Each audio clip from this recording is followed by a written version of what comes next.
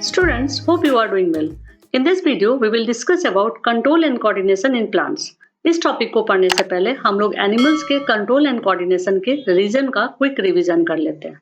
Animals में चूंकि nervous system और मसल्स दोनों होता है, इसलिए कंट्रोल एंड कोऑर्डिनेशन का एक्टिविटी इजीली हो जाता है। लेकिन प्लांट्स में ना ही नर्वस सिस्टम होता है और ना ही मसल्स होता है। तो क्वेश्चन रेज होता है कि प्लांट्स में कंट्रोल एंड कोऑर्डिनेशन कैसे होता है, या प्लांट्स स्टिमुलस को कैसे रिस्पॉन्स करता है। तो पहले हम लोग ये दो टर्म स्टिमुलस एंड रिस्पॉन्स को समझ लेते हैं, क्योंकि इससे क्वेश्चन आता है। इसके बाद हम लोग पढ़ेंगे कि प्लांट्स में कंट्रोल एंड कोऑर्डिनेशन कैसे होता है। तो पहला टर्म है स्टिमुलस, यानी कि एक्साइटमेंट। हमारे इन्वायरमेंट में कोई भी चीज जो लिविंग बीइंग्स में चेंज लाए या अफेक्ट डाल सके, स्टिमुलस कहलाता है। सेकेंड टर्म है रिस्पॉन्स, यानी कि एक्शन। जब कोई लिविंग बीइंग किसी स्टिमुलस से रिएक्ट करता है तो इसे रिस्पॉन्स कहते हैं। अब इसे एग्जाम्पल से समझते हैं। पहले एक फनी एग्जाम्पल लेंगे, फिर बायोलॉजी का एग्जाम्पल लेंगे। फनी एग्जाम्पल है कि जब मम्मी आपको गुस्से में एक थप्पड़ मारती है तो आप रोने लगते हो। यहाँ थप्पड़ स्टिमुलस है और आपका रोना रिस्पॉन्स। अब बायोलॉजी का एग्जाम्पल लेते हैं। आपका कोई फ्रेंड आपके हाथ को बर्निंग कैंडल के ऊपर रख देता है तो आप अचानक ही हाथ खींच लेते हो। यहाँ पर बर्निंग कैंडल स्टिमुलस है और आपका हाथ खींच लेना रिस्पॉन्स। इसी तरह से तेज सनरेज में आंखें बंद होना, यहाँ तेज सनरेज स्टिमुलस है और आंखें बंद होना रिस्पॉन्स। अब हम लोग प्लांट्स के कंट्रोल एंड कोऑर्डिनेशन के बारे में पढ़ेंगे। प्लांट्स में control and coordination electrical and chemical impulses के कॉम्बिनेशन से होता है, मेनली केमिकल इम्पल्सेस से। अभी अभी हम लोगों ने पढ़ा कि प्लांट्स में नर्वस सिस्टम नहीं होता है, तो फिर एक क्वेश्चन बनता है कि यदि प्लांट्स में नर्वस सिस्टम नहीं होता है तो इलेक्ट्रिकल इम्पल्स कैसे होता है। तो इसका आंसर ये है कि प्लांट्स के सेल में ये कैपेसिटी होती है कि वो इलेक्ट्रिकल इम्पल्स को प्रोड्यूस कर सके, और इस प्रोसेस को एक्शन पोटेंशियल कहते हैं। अब हम लोग केमिकल इम्पल्स और इलेक्ट्रिकल इम्पल्स के डिफरेंसेस को पढ़ेंगे। तो first difference is chemical impulse is slower process but electrical impulse is faster process. Second difference is chemical impulse is not precise but electrical impulse is precise. Third difference is chemical impulse reaches every cell but electrical impulse cannot reaches every cell. इसका मतलब है कि chemical impulse जो है plant के हर एक cell तक पहुंच सकता है, लेकिन इलेक्ट्रिकल इम्पल्स जो है प्लांट के हर एक सेल तक नहीं पहुंच सकता। Now fourth difference is in chemical impulse no refractory period, no gap between impulses is required. कह रहा है कि केमिकल इम्पल्स में रिफ्रैक्टिव पीरियड नहीं होता है, यानी कि दो केमिकल इम्पल्स के बीच में गैप की जरूरत नहीं है। But in electrical impulse there is refractory period, needs gap between two impulses. इसका मतलब है इलेक्ट्रिकल इम्पल्स में दो इम्पल्स के बीच में गैप जरूरी है। इसको हम लोग दूसरी तरह से समझ सकते हैं कि प्लांट में एक बार इलेक्ट्रिक इम्पल्स रिलीज होने और ट्रांसमिट होने के बाद इसके मैकेनिज्म को रीसेट होने में कुछ टाइम लग जाता है, फिर दूसरा इलेक्ट्रिक इम्पल्स रिलीज होता है और ट्रांसमिट होता है। Now next topic, advantages of chemical transmission. First advantage is reach every cell and second is no refractory period. Now disadvantages of chemical transmission. First disadvantage is it is slower process and second is it is not precise. Now next topic, movements in plants. यहाँ movements का मतलब ये नहीं है कि plants एक place से दूसरे प्लेस पे जाता है, बल्कि यहाँ मूवमेंट्स का मतलब ये है कि प्लांट्स के ऑर्गेनाइजेशन में स्पेशल चेंज होना। ओके, उसी को प्लांट्स का मूवमेंट कहते हैं। Now movements in plants are two types. First one is growth related or tropic movement and second one is growth independent or nestic movement. Now in growth related movement there are 5 types. First one is phototropism in shoots, second one is geotropism in roots, third one is hydrotropism in roots, fourth one is chemotropism in pollen tube and fifth one is thigmotropism in tendril or twiner. Now growth independent or nestic movement, there are two types. First one is thigmonesty in touch me not plant and second one is photonesty in sunflower plant. So we will start from the growth independent movement. So first type is thigmonesty in touch me not plant. ये touch me not plant है, जब इसे touch नहीं करते हैं तो वो इस तरह से दिखता है, लेकिन जो ही इसे टच करते हैं तो ये इस तरह से दिखने लगता है। और इस प्लांट में जो मूवमेंट होता है, इस मूवमेंट को सिग्मोनेस्टिक मूवमेंट या थिग्मोनेस्टी मूवमेंट कहा जाता है और ये नॉन डायरेक्शनल मूवमेंट होता है। अब इसके मैकेनिज्म को हम लोग समझते हैं। टच मी नॉट प्लांट के लीफ स्टॉक के स्वेलन बेस में प्रोटीन्स होता है। जैसे ही हम इस प्लांट को टच करते हैं ये एक्टिवेट हो जाता है और पोटेशियम आयन के साथ साथ अदर केमिकल्स को भी रिलीज करता है, जिससे वाटर प्रोड्यूस होता है और वाटर डिफ्यूज होकर के बाहर निकल जाता है, जिससे लीफ का टर्गर प्रेशर कम हो जाता है और वो कोलैप्स हो जाता है जिससे सभी लीव्स बंद हो जाता है। Okay, now next type, फोटोनेस्टी in sunflower plant. इसका मैकेनिज्म है कि सनफ्लावर का फेस सन की तरफ होता है। यहाँ इस डायग्राम में देखिए, ये सारे सनफ्लावर्स हैं और यहाँ सन है, तो सभी सनफ्लावर्स का फेस सन की तरफ है। Okay, now next type, growth related movement. First topic is phototropism. Phototropism दो वर्ड से बना है, फोटो एंड ट्रॉपिज्म। फोटो का मीनिंग होता है लाइट एंड ट्रॉपिज्म का मीनिंग होता है मूवमेंट। यहाँ पर फोटो यानी कि लाइट स्टिमुलस है और ट्रॉपिज्म यानी कि मूवमेंट रिस्पॉन्स है। यानी जब लाइट की तरफ प्लांट का मूवमेंट होता है या प्लांट के पार्ट्स का मूवमेंट होता है तो उसे फोटोट्रॉपिज्म कहते हैं और ये डायरेक्शनल मूवमेंट होता है। अब इसके मैकेनिज्म को हम लोग इस डायग्राम से समझते हैं। किसी प्लांट का ये स्टेम या सूट है। सूट या स्टेम के अपेक्स पार्ट में ऑक्सिन हार्मोन्स होता है। ये ऑक्सिन हार्मोन्स सन के अपोजिट साइड में, यानी कि सन यदि राइट साइड में है तो लेफ्ट साइड में जाकर के इकट्ठा हो जाता है और उस पार्ट का ग्रोथ करता है, जिससे प्लांट का सूट जो है वो सन की तरफ बेंड कर जाता है। अब स्टेज 1 से इसे समझते हैं।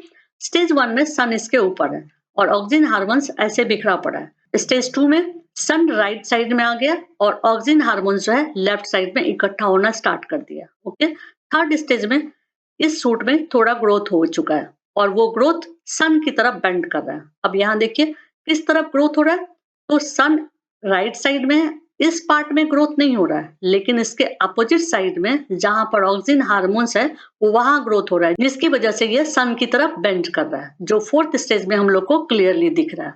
Okay, now next type, geotropism.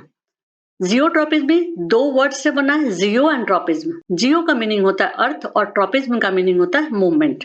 यहाँ पर जियो स्टिमुलस का काम कर रहा है और ट्रॉपिज्म रिस्पॉन्स का काम कर रहा है। इसका मतलब है जब प्लांट या प्लांट्स के पार्ट्स का मूवमेंट अर्थ की तरफ हो तो उसे जियोट्रॉपिज्म कहते हैं। ये डायरेक्शनल मूवमेंट है।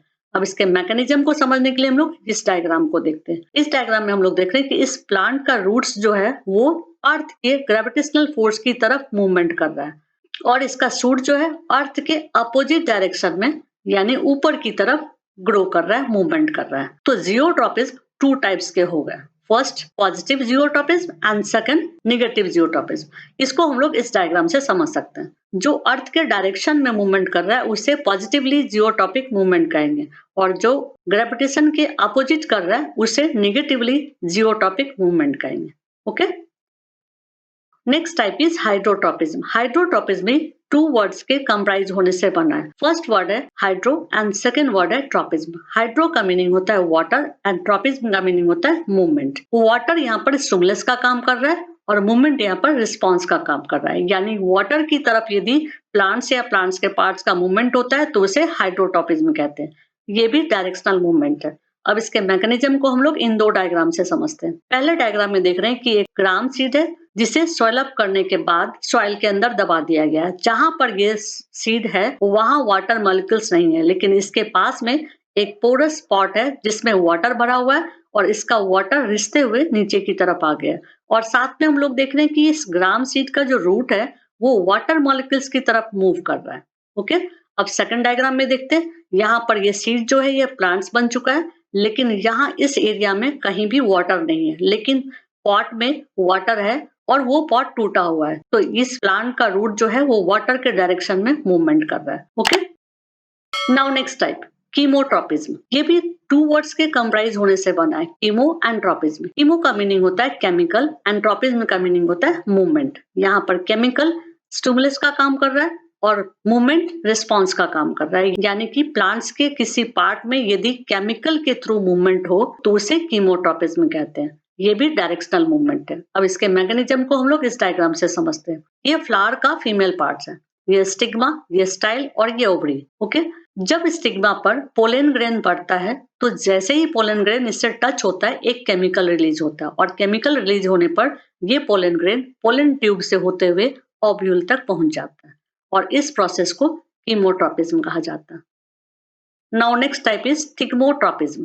थिग्मोट्रॉपिज्म भी टू वर्ड्स के कंप्राइज होने से बना है। फर्स्ट वर्ड है थिग्मो एंड सेकंड वर्ड है ट्रॉपिज्म। थिग्मो मींस होता है touch and tropism means movement. यहाँ पर टच स्टिमुलस का काम कर रहा है और मूवमेंट रिस्पॉन्स का काम कर रहा है। यानी कि प्लांट्स का कोई पार्ट्स यदि टच के थ्रू मूवमेंट करे तो उसे थिगमोट्रॉपिज्म कहते हैं और ये भी डायरेक्शनल मूवमेंट होता है। ओके, अब इसके मैकेनिज्म को हम लोग इस डायग्राम से और इस डायग्राम से समझते हैं। इस डायग्राम में ये टेंड्रिल है। टेंड्रिल को जैसे ही कोई सपोर्ट मिलता है तो ये बहुत तेजी से मूवमेंट करने लगता है। अब ये मूवमेंट किस तरह से होता है और ग्रो किस तरह से करता है, तो इस सपोर्ट का मैं ट्रांसफर सेक्शन यहाँ बनाई हूँ, ठीक है। और ये ग्रीन पार्ट जो है ये टेंड्रिल है। इस फिगर में हम लोग देख रहे हैं कि टेंड्रिल का जो पार्ट सपोर्ट से टच किया हुआ है उसमें कोई ग्रोथ नहीं होगा, लेकिन जो पार्ट सपोर्ट से टच नहीं किया हुआ है यानी कि ऊपर वाला पार्ट, उसमें ग्रोथ होगा। और जब उसमें ग्रोथ होगा तो इसका मूवमेंट बहुत तेजी से हो जाएगा। ओके, नाउ प्लांट हार्मोन्स और phyto hormones, this is the last topic. There are 5 types of plant hormones and there are 6 stages of any plant. पहले हार्मोन्स को देख लेते हैं। First hormone is gibberellin, second hormone is auxin, third hormone is cytokinins, fourth hormone is ethylene and fifth hormone is abscisic acid और ABA। इसका short form है ABA। Okay, अब plant के स्टेजेस को भी देख लेते हैं। फर्स्ट स्टेज है जर्मिनेशन, सेकंड स्टेज है growth to maturity, third stage है फ्लोरिंग, फोर्थ स्टेज है फ्रूट डेवलपमेंट, फिफ्थ स्टेज है एब्सिशन एंड सिक्स्थ स्टेज है सीड डोरमेंसी। अब हम लोग हार्मोन्स एंड स्टेजेस को देखेंगे। फर्स्ट स्टेज जर्मिनेशन में सिर्फ 1 हार्मोन की जरूरत है, वो है जिब्रेलिन। सेकंड स्टेज है ग्रोथ टू मैच्योरिटी, इसमें 3 हार्मोन्स की जरूरत है। जिब्रेलिन की जरूरत है, ऑक्सिन की जरूरत है और साइटोकिनिन्स की जरूरत है। अब प्लांट के थर्ड स्टेज में आते हैं, वो है फ्लोरिंग।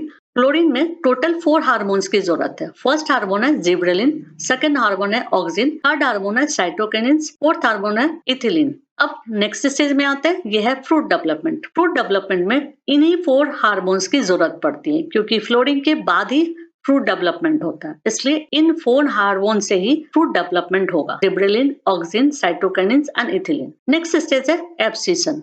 एब्सिशन में जो 3 हार्मोन्स मेच्योरिटी में आया था वो 3 हार्मोन्स इसमें नहीं होगा। इसके अलावा जो 2 हार्मोन्स है वो 2 हार्मोन्स इसमें होगा। फर्स्ट है इथिलीन एंड सेकंड है abscisic acid. Okay, abscission stage में ट्रीज के सारे लीव्स ट्रीज से सूख करके गिर जाते हैं। ओके, विल्टिंग इसको कहा जाता है। लास्ट स्टेज है सीड डोरमेंसी। सीड डोरमेंसी में स्टार्टिंग के 4 हार्मोन्स की जरूरत नहीं होती है, लास्ट हार्मोन यानी कि एब्सिसिक एसिड और ABA की जरूरत होती है। सीड डोरमेंसी का मीनिंग हुआ कि जब इस सीड को फेवरेबल कंडीशन मिलेगा तो वो जर्मिनेट कर जाएगा। Okay, that's it. यदि आपको वीडियो पसंद आए तो लाइक कर दीजिएगा और आगे के वीडियोस को देखने के लिए सब्सक्राइब कर दीजिएगा।